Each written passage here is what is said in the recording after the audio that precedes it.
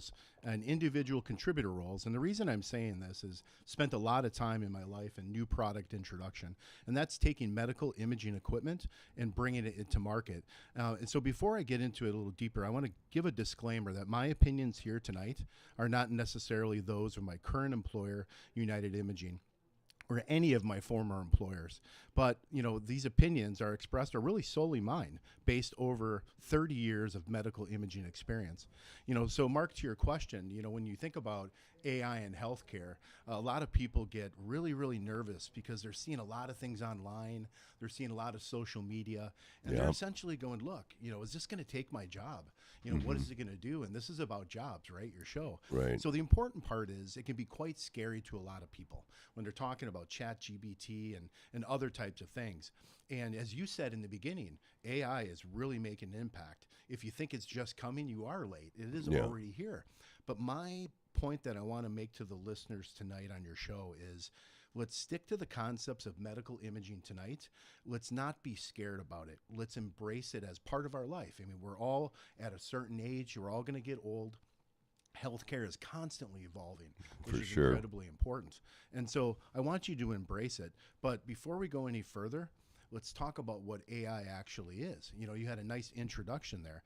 It's really where a machine or software can create systems that essentially do complex tasks that human beings may have been doing. You said millions of data sets. Absolutely. And some people are like, wow, that's really weird. Because I'm regressing back a little bit and expanding on your question. But in 2018, I remember it was all about the data. Nobody had the data. Now everybody has lots of data to do prediction. And when you have data, and we'll talk about this a little bit later, when you have data, you can predict things, and that's gold, really, to have the data to predict. So it's about listening, reason, problem solving, and being programmed for a scenario. So for me, in medical imaging and jobs, artificial intelligence can really create efficiency in healthcare, in my opinion. Yeah. Well, that's interesting you can say that because, if you're in healthcare, what does this mean to your career? And we're not talking sci-fi tonight. We're talking, this is real stuff. Absolutely. And it's happening right now in hospitals across America. We're seeing it. So the future of medicine isn't just about doctors anymore. And it's about just what you said, Troy. It's about data.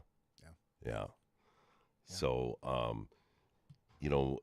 what AI is actually doing in radiology? Can you dig into that a little bit, Troy? Sure. Actually, there's 2 points I want to make. And what are you seeing in healthcare right now is a big thing, right? What are you going to see when you go to a hospital and you go to an outpatient imaging center, you hurt your knee, whatever it might be? Those of you that are, used to getting medical imaging completed on your body, you're probably used to things taking a long time and a lot of waiting, and maybe not hearing from your radiologist, who is a doctor essentially, right? A very skilled doctor who reads medical imaging equipment. And this is augmenting them and their time and their scanning. Really, they read hundreds of cases a day. And when they read hundreds of cases a day, they can get burned out. So artificial intelligence can help them be more efficient in what they do. That's a critically important part. And as a consumer of healthcare, everybody has their own experience. The other part you were talking about in the beginning about accuracy. This can supplement them and make them more efficient, and they can be the primary decision maker of the diagnosis. And that's one of the challenges with AI.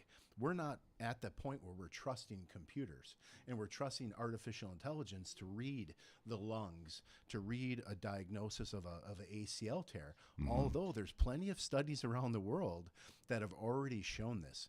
The big case is, what can it help with the staff, and what can it help with, obviously, the radiologist of reading the exams. The one thing that has to really be understood is you can spot issues before they start, early on in some things, right? It can be an early predictor of health. And the last thing I'll say is, what we really need to do now is move to how this is going to be paid for. So, and so how is it going to be paid for? Yeah, that comes from vendors and third parties. There's a society called the Radiologic Society of Northern America, and it's been around since 1915. Oh, It's not- RSNA. RSNA, yeah. Yeah. It's now, you might have heard of it. It's Oh yeah. Well, I was at GE. That was a big week. It's the largest medical imaging, shall we say, conference and fair and training Yeah. held at the McCormick Center down in Chicago every year in the world. And there are some large conferences around, but this is the big one.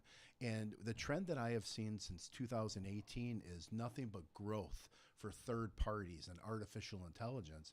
And they actually now can go on top of some of the big vendors who sell what we like to call big iron. That's a CAT scan, that's an MRI, that's, you know, a big machine that you go and get evaluated on. Now third parties can be very disruptive with software being put on top of that. Yeah. A lot less expensive than maybe might come from a vendor Yeah. on that side. So with AIs and not just in medical imaging, but in other areas that I'm seeing AI, AI is basically augmenting people's jobs. It's not really eliminating them. I think the people that are going to be eliminated are the people that are not figuring out how AI can augment them to do a better job. Yeah. And I think that's what we're seeing with the medical imaging. And AI doesn't diagnose independently in most systems. It flags, it prioritizes, and it assists. That's right. Yeah. That's absolutely right. And, you know, again, going back to the radiologist, it makes him more efficient. But when you talk about development of a medical imaging equipment, right, you talk about, you know, the implementation of it. It can help in the design. It can help in the implementation. It can help for destroyer testing. It can run software algorithms to make sure that that computer that those individuals are working on is more robust. That PAC system, you know, is better. You know, it has the best lighting. It has the best wording and all that. So there's lots of real impact outside of the individual on the tools that they might use as well. Yeah. Yeah. So so let's get back to the fear of AI. Is AI replacing radiologists? It's supplementing radiologists, absolutely. You know, again, going back to 2018, I remember the discussion that was in the market. I was at a healthcare conference in northern India near Tibet, and AI was the big buzzword, and that radiologists are going to lose their jobs and everybody's going to be replaced.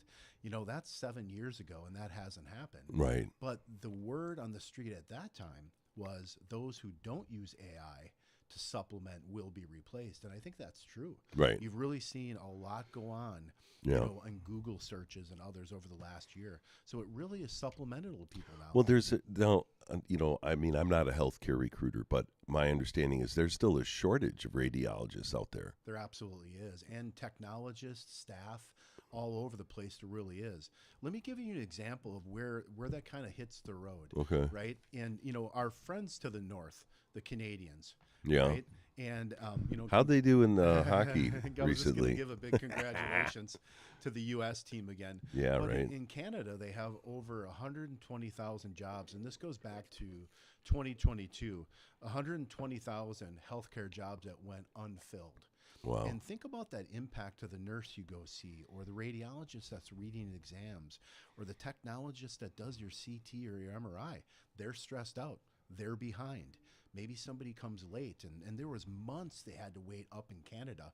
And so they did a number of different studies about the benefit.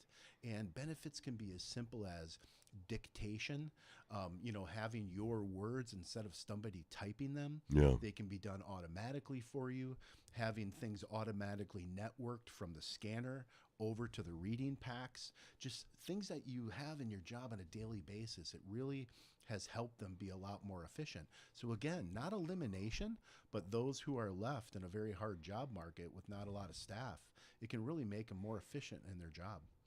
AI is the co-pilot. It's not the pilot. It's a good way to describe it. I like that. I Yeah. haven't heard that, but I might reuse that. You can. I You can. absolutely Yeah. love it. I absolutely Yeah. love it. So, and would you trust an AI only read? A lot of experience, as I had mentioned, in new product introduction. And the FDA spends a lot of time ensuring that vendors do a lot of testing And I've been lucky enough to be a principal investigator personally. I've had a number of opportunities to sit in front of them. And my impression is they're trying to do the best thing for the end user and the patients. Yeah. And so the FDA takes it extremely serious. A lot of data needs to be provided before they make their decision for approval. So for me, if something was approved from the Food and Drug Administration, I would trust it, because I also know of the amount of testing that goes on behind it. AI testing for AI makes it a lot more robust, and the work that the vendors do in the field for these large pieces of medical imaging equipment make them extremely efficient. Yeah. So where jobs are growing, that this is kind of the career impact that I'm seeing is AI implementation specialists, imaging, informatics professionals, data scientists in healthcare, AI compliance and validation experts. Yeah, absolutely. These are all growth areas. So how is this impacting entry-level radiology tasks? Yeah, I think it's an excellent question, and there's a lot of answers to this. And about entry radiology tasks, I'll give you an example. Because of the shortage of healthcare individuals in medical imaging, there's been recent momentum by third parties and vendors to do something called remote scanning. Mm-hmm. And this would be a technologist, for example. Let's take MRI, my specialty. They could be sitting at home or at one facility running 2 or 3 different facilities with a radiology aide instead of a technologist and other individuals on site. So those entry-level jobs, actually, in that respects, the tech aides are growing, because you need somebody to actually help manage the facility while the person is remotely doing the scanning. And this started in Germany, probably. I was at a facility. We had launched a new product with a particular vendor, and they were really all about, hey, you know what? We just don't have enough trained individuals anymore. They don't know physics like they used to.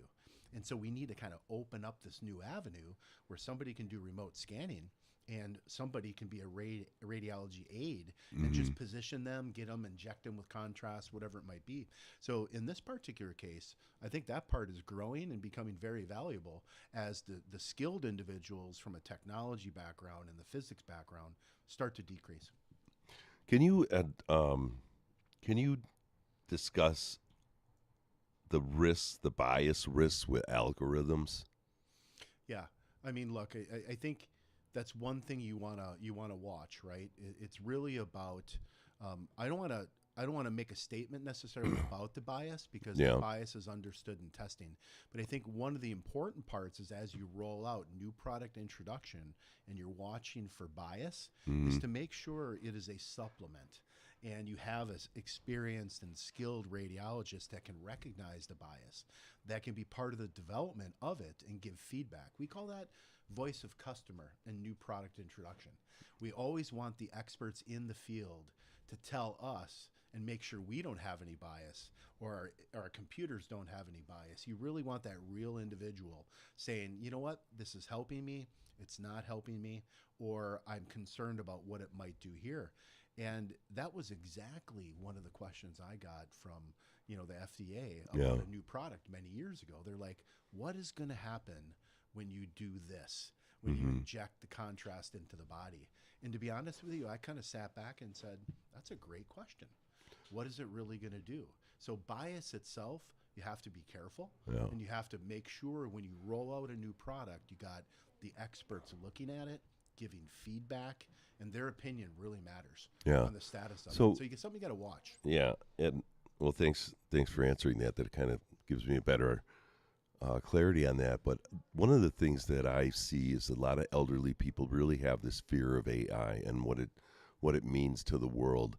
Do you think that it's important that patients know that AI is part of their diagnosis? Yeah, I don't think it's a bad scenario, but what I mean by this is, for a patient to know that, they have to be educated. Mm-hmm. It's not going to be so who's going to educate this 80-year-old that's getting an MRI they're using AI, and they don't even have a flip phone, if they have one at all. Yeah, it's interesting. If you're taking the example of somebody that's a little bit older, they need to ask questions, right? Still, if they have a caregiver, the caregiver needs to ask questions. Right. They need to be self-educated on artificial intelligence in the field. And I'm not saying to put it back on them. That's not what I mean. Okay. But you have systems that are, they have artificial intelligence inside of them already. And you won't know that unless you ask a question. There's a TED Talk from a woman named Elena. It's a Brussels TED Talk, and I would ask you, some of the listeners, to look that up. And the reason why is because the TED Talk is extremely interesting, because she was a self-advocate for herself. Yeah. And if she wouldn't have looked up and asked, and really the doctors couldn't figure out what was going on with her, right? And so essentially she went back and said, you know what, there's got to be something else going on.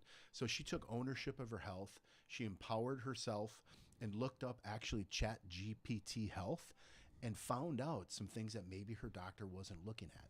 Now, again, someone who's 80 years old versus 50 versus 30, they're going to be different technology levels, right? Yeah, absolutely. But they all can ask the right questions and all be empowered. So if you have a diagnosis or a non-diagnosis and you still don't feel well, you need to ask some questions and say maybe the right test isn't being done. But get into that AI discussion that may not be, direct and forthright.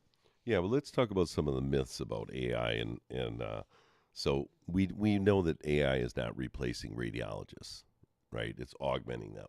Yeah. Right. Yep. So, what about here's another myth: AI is more accurate than humans. AI has had studies that are out there that can show that they can be more accurate in certain tasks. Absolutely true. Yeah. But so here's what I've learned just doing my research on it, that AI is pattern recognition software. So it performs extremely well in narrow trained tasks, but struggles with atypical presentations and complex cases. Yep. Let me give you a good example of that. We're talking about medical imaging. There's tasks out there right now. Cardiac MRI, right? You've heard of people with heart attacks Yeah. and challenges with their heart. There are AI algorithms out there that will automatically run that scan with just a couple clicks of a button. 5 years ago, 6 years ago, that would take 45 minutes to an hour. Now it can be done in 10 minutes. But Wow. if it's on a certain type of patient with what we call situs inversus, which means their entire organs are changed to the opposite side, it may not work as well. So I think that's a practical application with what you're talking about. Okay, well, that rolls me right into my next myth. AI makes radiology instant. Radiology instant. Well, I believe parts of it can be instant, but if we're still looking at it and partnering with it and using it as a supplement, it's not instant. However, let me give you, I'm kind of in the middle of this, Mark, a little bit. I'm kind of giving the positives and negatives so the viewers can kind of make their decision, Right. and you can continue. But when I look at it, things can be instant. Let me give you an example. We call something. There's something called a circle of Willis in your brain. And when MRI technologists and CT technologists scan that, there's a certain amount of intervention that they need to do after. They take a cursor and they trace around it and they cut it out for the radiologist. Now, that's instant. Automatically done for them, removing a task that used to be manual. And that's really just worked its way into medical imaging with no threat and just made people's life a lot easier. But that is instant, but it still needs to be read and looked at, and someone needs to sign off on it to make sure, insurance pays and other types of things. Really good question. Yeah. How about this one? Some people think that AI in radiology is brand new. It's not brand new. It's not at all.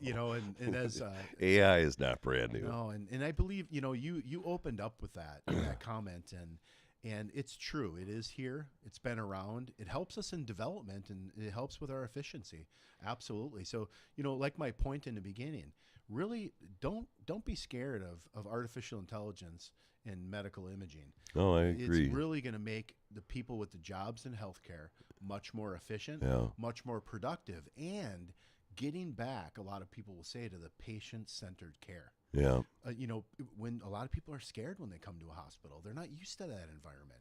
And the more you can take care of them and calm them down and put a hand on them to calm them down, I mean, they can have cancer, they can have some life-changing experiences. Mm-hmm. And the machines, take away those redundant tasks for their jobs. It allows them to focus on a patient that any robot and any computer can't do. Yeah. That's really where humans Well, touch of the human. Yeah. We're never going to have the robots, with the human touch. Yeah. That's not going to happen, at least not in our lifetime. Not immediately. Yeah. I would agree with you. Yeah. I would agree with you. So what about, well, we talked about this a little bit before. AI is objective and bias-free, and AI reflects the data it's trained on, but its data sets lack diversity in terms of age, ethnicity, rare conditions, performance can vary. So, can you talk about the validation studies or the FDA approvals or other ongoing monitoring things? Yeah. As I mentioned, as a principal investigator, I was responsible to the Food and Drug Administration for those machines and the implementation of them, along with a number of other people as well. And they want to make sure that you've looked at the right data. And the data can boil down to the size of the individual. For example, let's say there was a product that was manufactured, integrated, and implemented in another country. The FDA might say, okay, well, that's great that it's coming out of Asia, but you know what? You didn't have Americans. You didn't have the right size of men and women that are for this market. Okay. So they do that a lot. Yeah. They want to make sure that the data that feeds into it. Yeah. And again, I don't want to keep turning this back into the FDA, but the fact is they are watching out for us. And when new product introductions happen, there's a certain milestone that needs to be approved and get to a certain, certain point in time before they approve it. They want data from the market. And that, again, goes back to the point we were talking about before, that data is incredibly important. Yeah. All sizes of individuals, all different ages. They really watch pediatrics, too. So for those of you that love the kiddos, they do their due diligence, and they don't just flippantly approve things. You really need to have the data. You need to prove it's safe.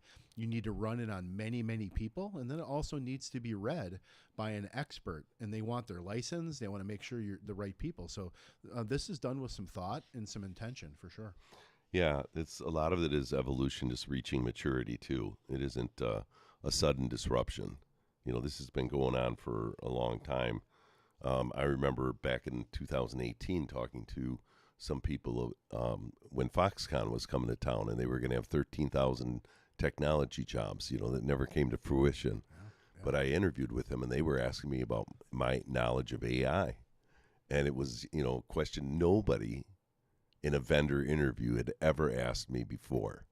And I actually had been kind of read up on it. And one of the things that I read was how it was going to augment and actually be better at diagnosing cancer than the doctors are. Yeah. And it's because it can absorb more data. But what we're really talking about is if the proper data isn't put in, the proper information is not going to be coming out. Yeah. So we have to really keep an eye on our AI systems. It's just like ChatGPT, the most common AI thing that we talk about, right? Everybody seems to know what ChatGPT is now. Double check it. It's not always accurate. Yeah. I like your point. And the other part about artificial intelligence, too, is if you've ever seen one online of a video that's been created or an image or a picture, you can tell the difference if you really look. There's a smoothing that happens with artificial intelligence. And it's not going to be there forever, but there's a smoothing and a change of it. Think about the filters are on your phone and your iPhone. Do they change the way you look? Well, absolutely they do. Right. They might make you look better. They might make you look different, but there's still a filter to it. And filtering is something that's always a concern in medical imaging, and you need to be careful that you don't want it to change the image. And so that's always something that's under scrutiny. Yeah. I want to talk a little bit about our upcoming shows. So March 17th, St. Patrick's Day, I'm just going to have the Blarney Show. I think who's ever going to be in here with me is going to have a beer for sure. And the following week, speaking of Blarney, the following week I got Rich Beckman and Chris Leffler coming on, a couple lifelong restaurateur guys. And we're going to talk about what it's like to staff a restaurant these days, or, just the challenges that they're facing. And even in AI, I see that they've switched out their software program for the cash registers again. Okay. And it's like everybody gets so upset when change is implemented. And I asked Natalie, I think it was, about, how do you like the new system? And she's like, it's okay. We're getting used to it. And, it's so the AI and the technology challenges that are out there are actually causing some people to just drop out of technology completely. I mean, I had a client telling me she's retiring in 8 months and she's getting rid of her iPhone and getting a flip phone because she's sick of the technology in her life. And it's just like, well, so I don't know. I think it's really important, whether we're talking, MRI, radiology, and AI, that you really find a way to embrace it and see how it can help you. But, on the flip side, too, I had a guy today that told me he sent out 3 thank you letters for a position that he didn't get. One was to the CFO, one was to the HR person, and one was to the external recruiter. And so I said to him, why did you use ChatGPT? And he said, I did not intentionally, I did not use it. I wanted it to be from my heart. And, I think that's really important to stick with it and be yourself. And if ChatGPT can augment you and augment your workplace, go for it. You've been listening to Mark Rowbottom with Troy Lewine. Thanks for coming on, Troy. My pleasure. Thank you. You're awesome. I'd like to have you again sometime in the future. My pleasure. So, you've been listening to Mark Rowbottom. This is the Rowbo Show on WXRW 104.1 FM, River West Radio in Milwaukee, Wisconsin. Thanks for listening to the Rowbo Show.